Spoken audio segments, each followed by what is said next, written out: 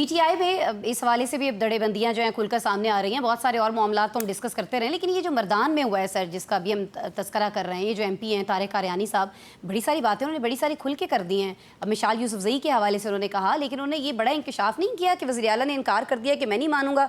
अब इवन अगर पीटीआई के बानी भी कह रहे हैं, इमरान खान भी कह रहे हैं, तो मुझे कोई परवाह नहीं है, मैं नहीं बनने दूंगा उनको सेनेटर। देखें, ऑडियो लीक्स होने का सिलसिला आज से नहीं, तवातुर से जारी है और बहुत बड़े बड़े लोगों की गुफ्तगू लीक होती रही है। इसमें कोई इशू वाली बात नहीं है। तहरीक इंसाफ के अंदर धड़ेबंदी है, इसमें भी कोई दूसरी राय नहीं है। हमने इस पर मुतअद्दिद बार गुफ्तगू की। मसला ये है कि वज़ीर आला अली मीन गंडापुर साहब है। वज़ीर आला की मंशा के ऊपर चीज़ें चलेंगी। गवर्नमेंट के पास देने के लिए बहुत कुछ होता है और खैबर पख्तूनख्वा के अली मीन गंडापुर साहब के पास तो देने के लिए बहुत कुछ है।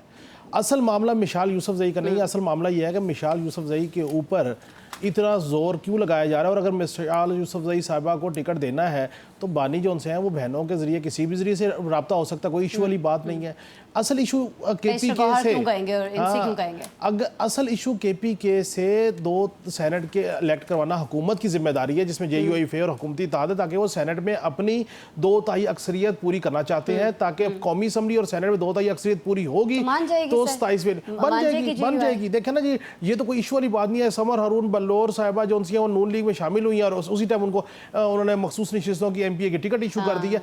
असल जो इस निज़ाम का सबसे बड़ा अलमिया वो ये है कि यहाँ पे हसूल इक़्तिदार ऐवान में पहुँचना है जिस तरह मर्जी पहुँचें, और इसी निज़ाम को चेंज करने के लिए 2 तिहाइयों से बाज़ गश्त है, शहर इक़्तिदार में कोशिशें और काविशें की जा रही है कि सदारती निज़ाम लाया जाए, ताकि ये जो मामला है कि MPA ख़रीद लो, वफादारियाँ ख़रीद लो, पैसे दे दो, कोई अच्छे बच्चे बन जाओ, कोई वफादारी निभाओ और आप सीटें ले लो, और उसके बाद फिर आप सेनेट में चले जाओ, फिर वहाँ पर आपको वफादारी का फल मिले और कौमी असम्बली में वफादारी का फल मिले।